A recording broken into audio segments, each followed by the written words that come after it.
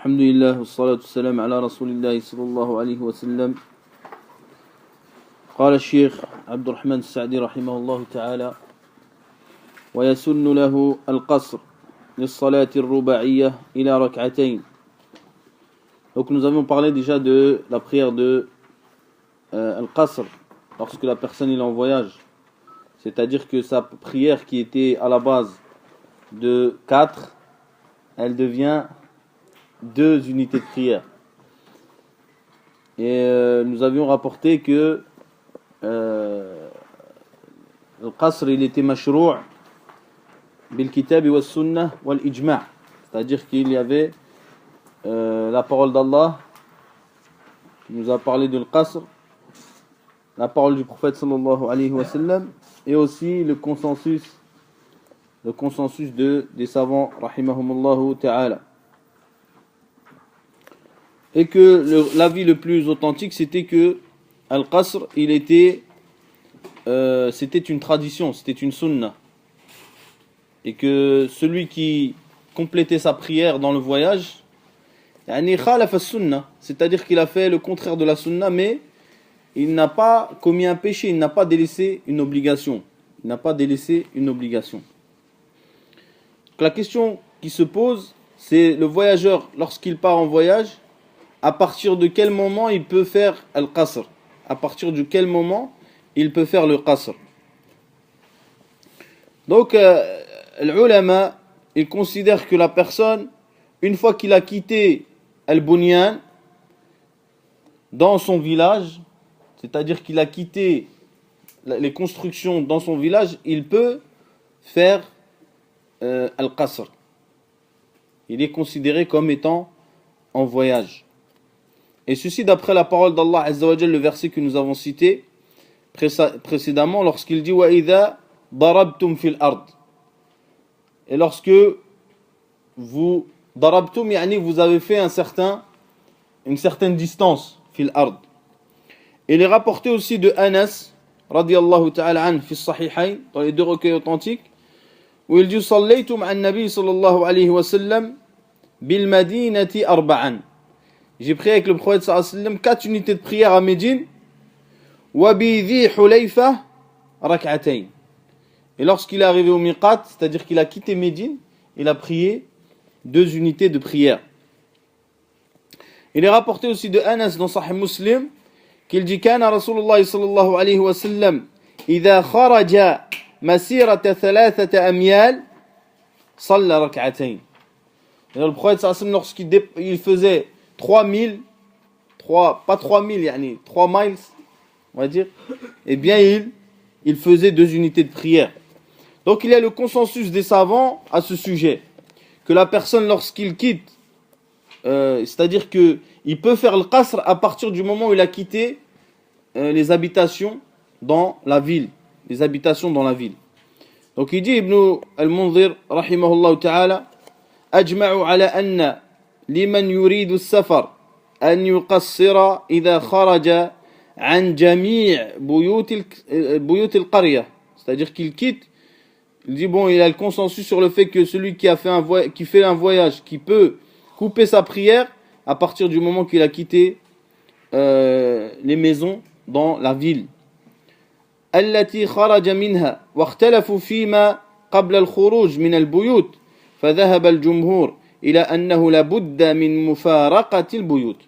Donc il dit il y a une divergence sur avant le fait qu'il ait quitté les constructions et les maisons, et la majorité considère qu'il doit obligatoirement quitter la construction.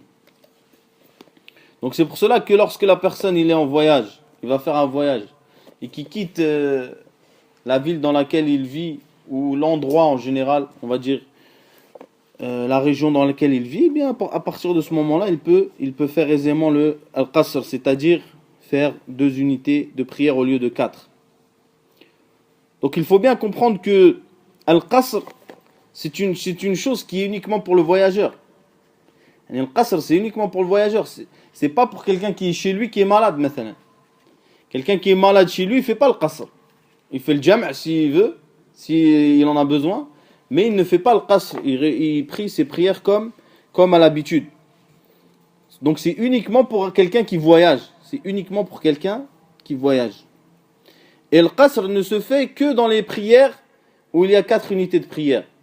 C'est-à-dire qu'il n'y a pas de qasr dans le fajr, comme il n'y a pas de qasr dans le maghrib. Et je pense que nous l'avions dit cela précédemment, wallahu alam. Donc quelle est la distance du voyageur? Yani à partir de quand la personne il est considérée comme étant en voyage? Yani il y a une distance. Est-ce qu'il y a une distance précise? Est-ce qu'il n'y en a pas? Eh bien, ceci est un sujet de divergence entre les gens de science. Et certains ont considéré qu'il y avait une distance précise. Et d'autres ont considéré qu'il n'y avait pas de distance. Donc l'avis de la majorité, c'est que la personne est considérée en voyage à partir du moment où il a dépassé 4 bourdes. Arba'atu bourd. C'est-à-dire environ 83 km. Une fois que la personne a fait plus de 83 km, il est considéré comme un voyage, et ceci est l'avis de la majorité. Quant au deuxième avis, eh bien c'est l'avis de Ibn Qudama rahimahullah entre autres, et l'avis de Cheikh l'Islam Taymiyyah rahimahullah ta'ala, qui dit qu'il n'y a pas de distance. Il n'y a pas une distance précise dans le voyage, mais que la distance revient à ce qui est connu chez les gens comme étant un voyage. Donc la personne qui va aller à Paris, il se peut qu'il fasse plus de 83 km, qu'il dépasse. Mais est-ce qu'il est voyageur? Il n'est pas voyageur. Vous comprenez? Et quelqu'un qui va aller, mathalan, à Lille ou à Marseille, et ben lui, il est considéré comme un voyageur, car il a fait une distance qui est considérée chez la majorité des gens comme étant un certain voyage. Donc c'est pour ça que Cheikh l'Islam Taymiyyah Ibn Qudama, ils disent qu'il n'y a pas de distance précise, mais que cette chose-là revient à ce qui est connu auprès des gens comme étant un voyage. En ce qui concerne l'avis de la majorité, eh bien ils se sont basés entre autres sur la parole d'Ibn Abbas, où il dit « Ya ahla Makkah, la tuqassiru as-salat fi aqalli min arba'ati burd » Il dit, Ibn Abbas, c'est rapporté par Ad-Daraqutni, il dit, ô vous les gens de la Mecque, ne coupez pas vos prières sur une distance qui est moins que 83 km environ.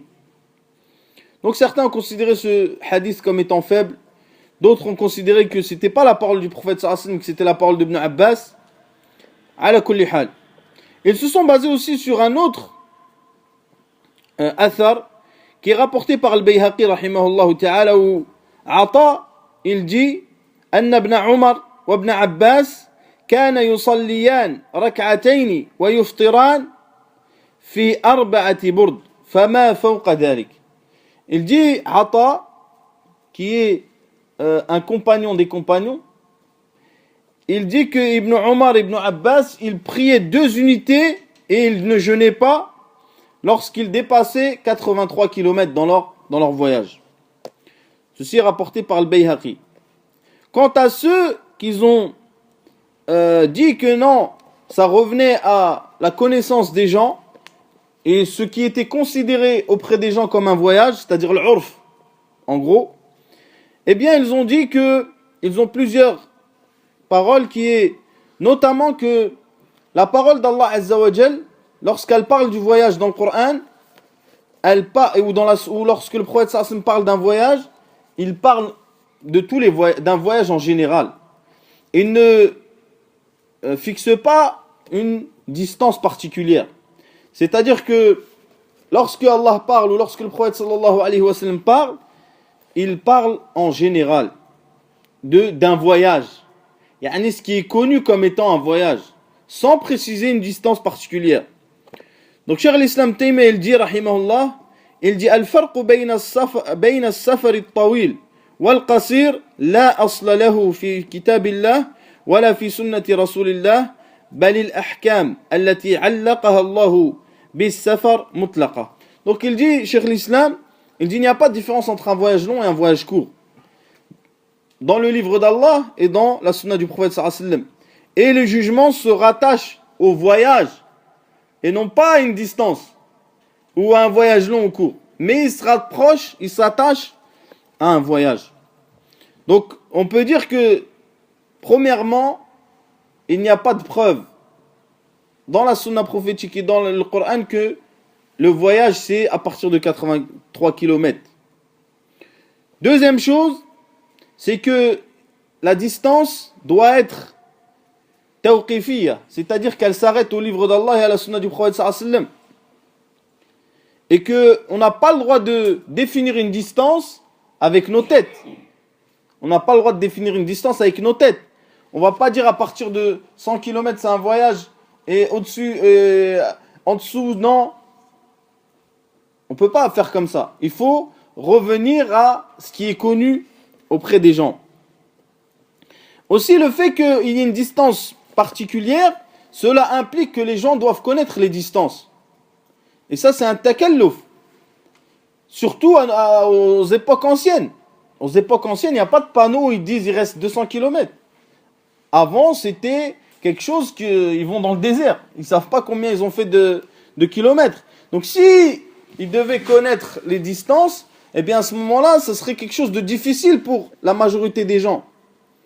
Mais le fait que ça revienne à la connaissance des gens et à ce que considèrent les gens comme étant en voyage, eh bien ceci est pour tout le monde.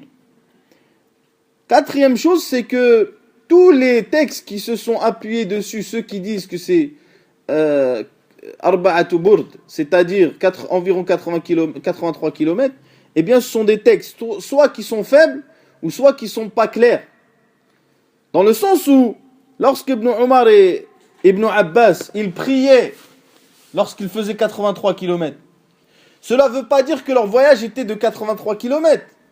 Cela veut dire qu'ils étaient en voyage. Mais à partir de cette distance-là, ils faisaient, vous comprenez ce que je veux dire? Qu'ils faisaient 2 unités de prière et qu'ils ne jeûnaient pas. Vous comprenez? Donc c'est pour cela que les textes qui sont sur ce sujet sont soit faibles, soit pas clairs. Donc l'avis le plus authentique, c'est que la connaissance du voyage revient à l'urf, revient à la connaissance des gens. Et ce qui est considéré auprès de la majorité des gens comme étant un voyage est un voyage. Et ce qui est considéré auprès des gens comme n'étant pas un voyage n'est pas un voyage. Donc il y a aussi une chose qui est importante, c'est les cas où le voyageur doit compléter sa prière. C'est-à-dire qu'il ne peut pas faire le qasr. Donc on vient de dire, la règle générale, c'est que le voyageur, lorsqu'il part en voyage, il a le droit de faire le qasr à partir du moment qu'il s'est séparé de la ville et de la construction. Mais il y a des cas où il n'a pas le droit de le faire, le qasr. Et qu'il doit compléter sa prière.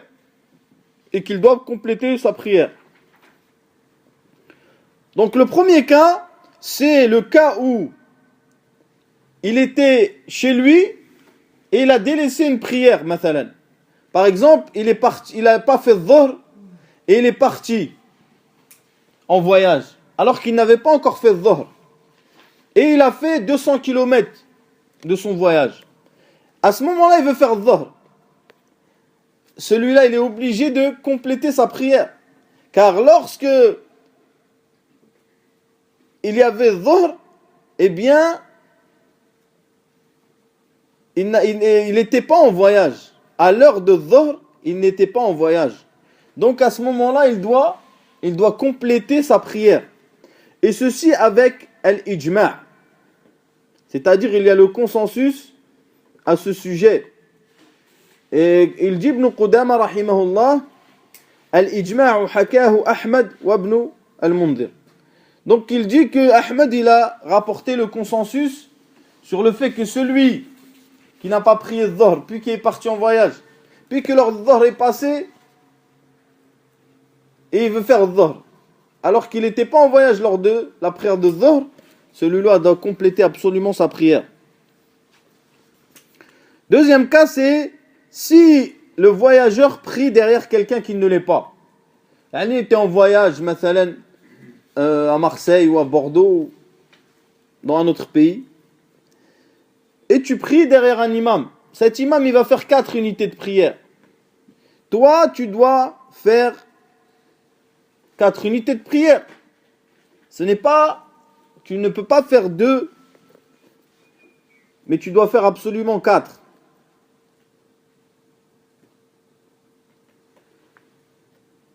Il est rapporté d'Ibn Abbas, radiyallahu anhu, qu'il a dit كيف أصلي إذا كنت بمكة إذ لم أصلي مع الإمام فقال ركعتين سنة أبي القاسم. Donc il a dit ici, Ibn Abbas, il a dit comment, quelqu'un lui a dit comment va-t-on prier si je suis à la Mecque et que je ne prie pas avec l'imam. Il a dit prie 2 unités. C'est ceci la sunna du prophète sallallahu alayhi wa sallam. Cela inclut que s'il prie avec l'imam, il ne prie pas 2 unités, il prie 4. Donc c'est pour cela que la personne, lorsqu'il est derrière un imam, il prie normalement sa prière. Troisième chose, c'est que le voyageur, lorsqu'il dépasse une certaine, et ceci c'est un sujet de divergence, mais nous le citons, c'est lorsqu'il dépasse une certaine période dans son voyage, c'est-à-dire qu'il est devenu quelqu'un qui est resté dans son voyage plus d'une certaine période, eh bien les savants ils divergent à ce sujet, il doit compléter ses prières. Mathalan, je pars en voyage dans un pays, n'importe lequel, et je reste plus une période qui est assez longue. Est-ce que je peux faire le qasr ou est-ce que au bout d'un certain temps je suis obligé de compléter mes prières? Eh bien ceci est un sujet de divergence. Donc la majorité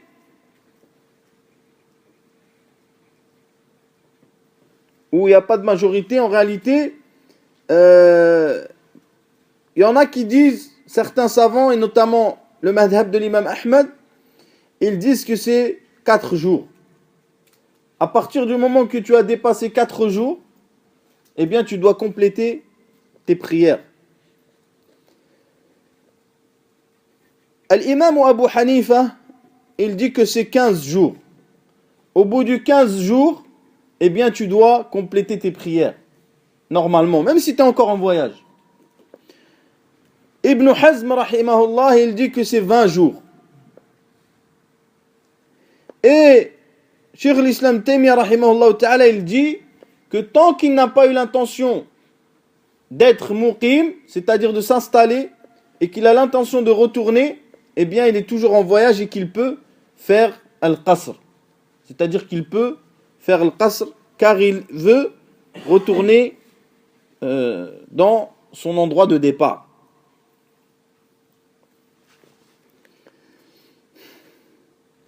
Donc l'avis le plus authentique, pour éviter de citer trop de paroles, c'est que en réalité il n'y a pas une date précise qui a été citée dans les textes prophétiques. Certains vont dire si, le prophète sallallahu alayhi wa sallam, notamment dans le hadith d'Ibn Abbas, où il dit, dans Sahih al-Bukhari, il dit أقام النبي صلى الله عليه وسلم 19 يقصر الصلاة. Il dit le prophète sallallahu alayhi wa sallam est resté 19 jours à faire le qasr. Il est rapporté dans Abu Daoud où il dit أقام بتبوك 20 يوما يقصر الصلاة. Dans un hadith rapporté d'Abu Daoud, il dit il est resté 20 jours à Tabouk et il coupait ses prières. Donc certains vont dire que c'est 20 parce que c'est 20 qui est dans le texte. Ce qu'il faut savoir, c'est que dans l'action du prophète sallallahu alayhi wa sallam, il y a des choses qui se font par muwafaqa et des choses qui se font par qasd. C'est-à-dire il y a des nombres comme ceux-là, là, 20 jours, etc., qui se sont faits par muwafaqa. C'est-à-dire que le prophète sallallahu alayhi wa sallam est resté 20 jours là-bas. Il serait resté 30, il aurait fait al-qasr. Il serait resté 40, il aurait fait le qasr. Mais il est resté 20 jours. Donc c'est par concordance qu'il l'a fait. C'est parce qu'il est resté 20 jours qu'il a fait 20 jours. Ça aurait été plus, il aurait fait plus. Et il y a des choses que le prophète sallallahu alayhi wa sallam fait par qasd. C'est-à-dire, il veut que ça soit comme ça. Vous comprenez? Il veut que ce soit comme ça. Donc, il faut différencier entre ce qui est fait muwafaqatan et qasdan. Ce qui est fait par concordance, par fait, c'est-à-dire il est resté 20 jours, il a fait 20 jours de qasr. Et ce qu'il fait par vouloir. Donc c'est pour ça que nous disons que la parole de Cheikh l'Islam Taymiyya est la parole la plus proche des textes. Et que la personne, tant qu'il a l'intention de retourner et qu'il est dans un endroit où la jama'a est loin, où il n'y a pas de mosquée, etc., bah cette personne, il peut faire le qasr. C'est une sunna. Maintenant, la personne, il est en voyage, mais il y a 20 mosquées autour de chez lui. Comme quelqu'un qui voyage dans un pays musulman. Il trouve plein de mosquées. Il n'est pas dans le désert, quand même. Il n'est pas dans une oasis où il n'y a personne. Eh bien, celui-là, il fait quoi? Il va à la mosquée. Et c'est ça le mieux pour lui. Le mieux pour lui, c'est d'aller à la mosquée, de prier avec les musulmans. Quatrième chose, qui est le voyage du péché. Le voyage du péché. Et ça aussi est un sujet de divergence. Est-ce que celui qui voyage pour faire un péché, est-ce que celui-là, il est considéré, est-ce qu'il a le droit de faire le qasr ou non? Est-ce qu'il peut faire le qasr ou non? Par exemple, quelqu'un, dès que l'été il vient, il fait la prière, etc., il va dans le sud, dans la plage, il sait que là-bas c'est a'udhu billah, mais il va quand même. Est-ce que lui, dans sa route, il peut faire le qasr ou non? Eh bien, ceci est un sujet de divergence entre les gens de ilm, les gens de science. Donc la majorité, ils disent qu'il n'a pas le droit. Que la yajouz al-qasru fi safar al-ma'siyah, dans le voyage du péché. Quant à Abu Hanifa et les Cheikh l'Islam Taymiyya rahimahullah, ils disent que c'est autorisé. Que c'est autorisé de faire al-qasr dans le voyage du péché, dans le voyage où tu vas faire des péchés.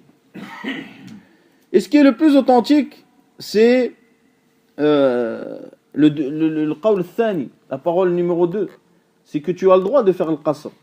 Parce que comme nous avions dit précédemment, Allah Azza wa Jalla, lorsqu'il a parlé de voyage, il a parlé du voyage en général. Il a parlé du voyage en général. Que ce soit un voyage de bir ou de ma'siyah, que ce soit un voyage de bien ou de péché, eh bien ça reste un voyage. Et si la personne, eh bien si quelqu'un c'est un musulman, ben il peut faire le qasr. Il peut faire le qasr. Mais cela, ça ne veut pas dire que c'est une facilité pour le péché. C'est ça qu'il faut comprendre. Allez, ce n'est pas une facilitation du péché. Puis il dit l'auteur, rahimahullah ta'ala, walahu al-fitr bi Ramadan. Et il peut se nourrir pendant le Ramadan, dans le voyage. Bien sûr, ce sujet-là, nous le citerons lorsque nous parlerons du jeûne. وتجوز الصلاة أو تجوز صلاة الخوف على كل صفة صلاها النبي عليه الصلاة والسلام. Donc il dit, et la prière de la peur est autorisée sur toutes les manières dont l'a prié le prophète sallallahu alayhi wa sallam. Donc ici l'auteur il passe à un autre sujet qui est la prière de la peur. Et al-khawf huwa ضد الأمن. Donc la peur, c'est le contraire de la sécurité. Et la base et la preuve de la prière de la peur, c'est le verset où Allah dit وَإِذَا كُنْتَ فِيهِمْ فَأَقَمْتَ لَهُمُ الصَّلَاةَ فَلْتَقُمْ طَائِفَةٌ مِّنْهُمْ مَعَكَ. Il dit, si tu es avec eux et que tu t'es levé pour la prière, qu'une partie d'entre eux se lève et prie avec toi. Et la première fois que le prophète sallallahu alayhi wa sallam a prié la prière de la peur, c'est dans la bataille de Usafan. C'est avant Khaybar. Donc ici l'auteur il nous dit une règle qui est importante, qui est que tout ce qui est rapporté dans les adorations, et qui est authentique bien sûr, eh bien nous avons le droit de le faire. C'est-à-dire dans l'adoration, mathalan, si par exemple dans le sujoud il y a plusieurs manières de faire le dhikr dans le sujoud, et qui s'est rapporté dans plein de hadiths des manières différentes, à ce moment-là tu as le droit de les faire toutes, tant qu'elles sont authentiques. Si dans la prière encore, lorsqu'on se lève du ruku', il y a plusieurs manières de dire, la formule est différente, mais elles sont toutes rapportées authentiques. À ce moment-là, on a le droit de faire celle qu'on veut. Et c'est mieux de changer. Donc c'est pour ça la règle a dit que toute chose qui est rapportée dans les adorations, tu peux le faire. Tu peux le faire. Et il dit, l'imam Ahmad rahimahullah ta'ala, il dit ثبت في صلاة الخوف 6 أحاديث أو 7 أيها فعل المرء جاز. Donc il dit, il y a environ 6 ou 7 hadiths qui ont été rapportés dans la prière de la peur. Celle que tu fais, c'est autorisé. Que tu fasses comme ci ou comme ça ou comme ça, eh bien tout cela reste autorisé car c'est rapporté dans la sunna du prophète sallallahu alayhi wa sallam. Donc la prière de la peur, elle a plusieurs, donc nous comprenons que la prière de la peur, elle a plusieurs façons d'être faite. Et cela est conditionné à la peur, au niveau de la peur, si c'est une peur qui est importante ou non, à l'endroit où se place l'ennemi et à l'endroit où est la qibla. Ces 3 facteurs-là sont des facteurs importants qui sont en relation avec la prière de la peur.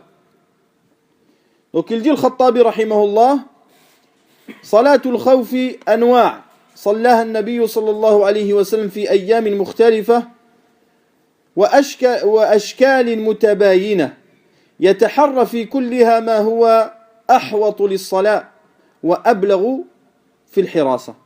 Donc il dit le Khattabi, la prière de la peur, elle est de différentes sortes. Le prophète sallallahu alayhi wa sallam l'a prié de différentes manières. Et ce qui est recherché, c'est le fait que la prière soit bien faite et qu'il y ait une protection pour ceux qui prient. C'est ça en fait.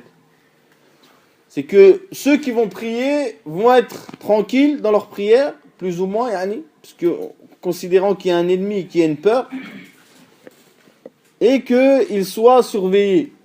Il soit surveillé. Donc il cite l'auteur une manière.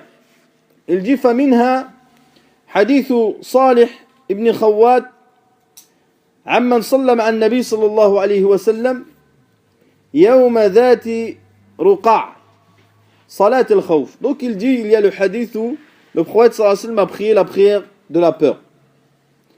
Il dit أن طائفة صلت معه وطائفة وجاه العدو. Donc il y a un groupe qui a prié avec lui et un groupe qui est en direction de l'ennemi. فصلى بالذين معه ركعة ثم ثبت قائما وأتموا لأنفسهم ثم انصرفوا وصفوا وجاه العدو وجاءت الطائفة الأخرى فصلى بهم ركعة أو فصلى بهم الركعة التي بقيت ثم ثبت جالسا وأتموا لأنفسهم ثم سلم بهم متفق عليه. Donc là il cite la première manière. Cette manière-là, elle est en concordance avec le Coran. C'est pour ça qu'il a cité celle-là.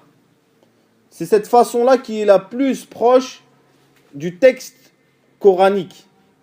Donc c'est pour ça que l'auteur l'a cité, malgré que les autres aussi sont des manières de prier la prière de la peur qui sont correctes. Donc cette façon-là qui a cité l'auteur, c'est lorsque l'ennemi ne se trouve pas en direction de la qibla. Lorsque l'ennemi ne se trouve pas en direction de la qibla, qu'est-ce qu'il fait, l'imam? Eh bien l'imam il se lève et il prie avec un groupe. Et l'autre groupe est en direction de l'ennemi. Et il prie l'imam avec ce groupe-là une unité de prière. Une unité de prière. Puis ceux qui sont derrière lui, ils complètent leur prière tout seuls. Et l'imam reste debout.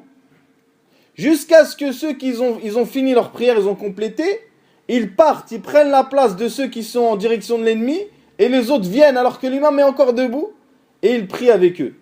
C'est-à-dire que lui, il fait une unité de prière, et eux, ils vont en faire une avec lui, et une, ils vont la compléter seuls. Donc c'est pour cela que l'imam Ahmed lui-même a choisi cette façon de faire, car c'est celle qui est concordante avec le Coran. La deuxième façon de prier la prière de la peur, que n'a pas cité l'auteur, c'est ce qui est rapporté dans Sahih Muslim d'après Jabir radiyallahu anhu. Et celle-ci, c'est lorsque l'ennemi est en direction de la Qibla. C'est-à-dire les gens ils vont prier mais l'ennemi il est en face. Donc ceux-là, qu'est-ce qu'ils font? Il y a deux rangs, il y a le premier rang et le deuxième rang, et ils prient tous les deux avec l'imam. C'est-à-dire que tous les deux, ils prient avec l'imam. Lorsque l'imam se prosterne, il y a le deuxième rang qui reste debout. C'est-à-dire qu'ils font le recours, ils se lèvent de recours, l'imam descend pour faire sujoud, eux, le deuxième rang, ils ne descendent pas, ils restent debout. Alors que le premier rang fait sujoud. Le premier rang, il fait as-sujoud avec l'imam. Lorsque le premier rang se lève de sujoud, le deuxième rang fait sujoud. C'est quoi l'objectif? C'est que l'objectif, c'est qu'il y ait toujours des yeux posés sur l'ennemi. C'est ça en réalité. Puis le premier rang recule, devient le deuxième, et le deuxième rang, le deuxième rang a fait sujoud, devient le premier rang. Et il reprit de la même manière, comme si, normal, le recours, etc. Puis lorsque le premier rang maintenant, qui était le deuxième au départ, se prosterne avec le prophète sallallahu alayhi wa sallam, avec l'imam, en gros, les autres restent debout. Puis, ils se mettent en position assise, puisqu'ils vont le premier rang, et ensuite le deuxième rang rattrape le premier rang, et ils font le salam ensemble, tous. Comprenez? L'objectif, c'est qu'il y ait toujours des yeux posés sur l'ennemi qui est en face, en fait.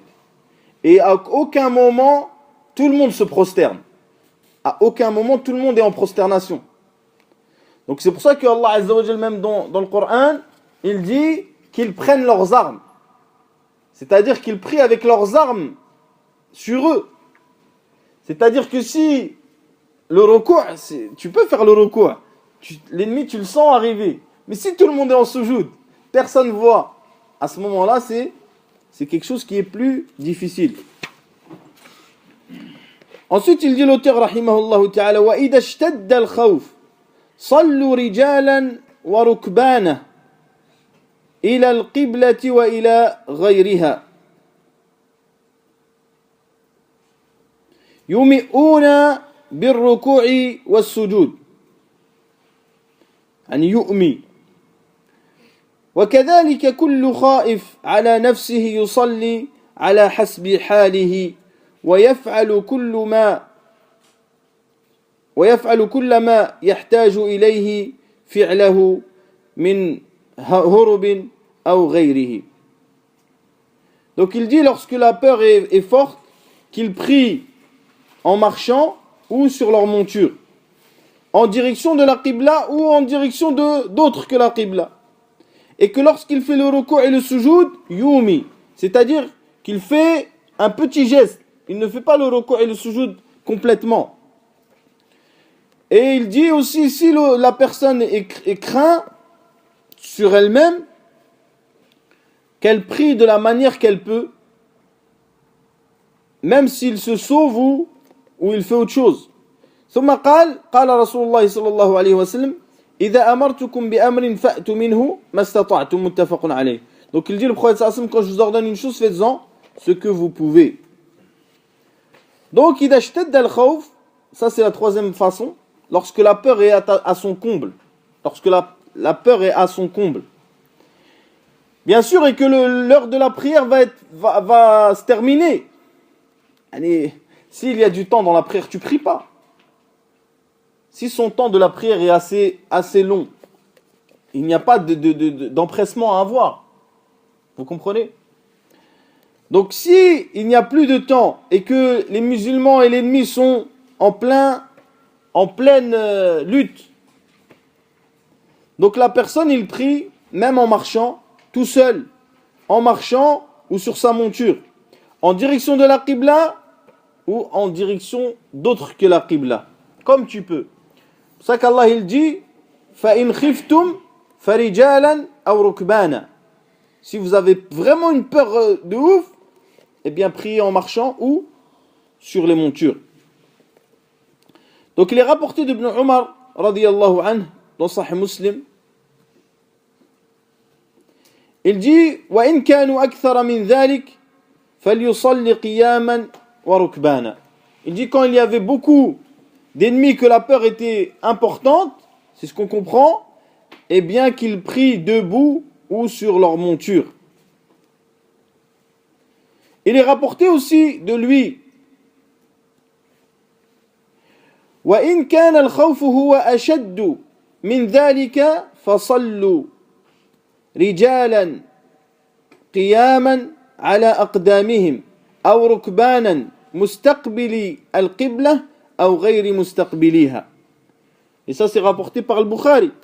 Il dit à Ibn Omar, et lorsque la peur est à son comble, qu'ils prient debout, en marchant ou sur leur monture, en direction de la Mecque ou non.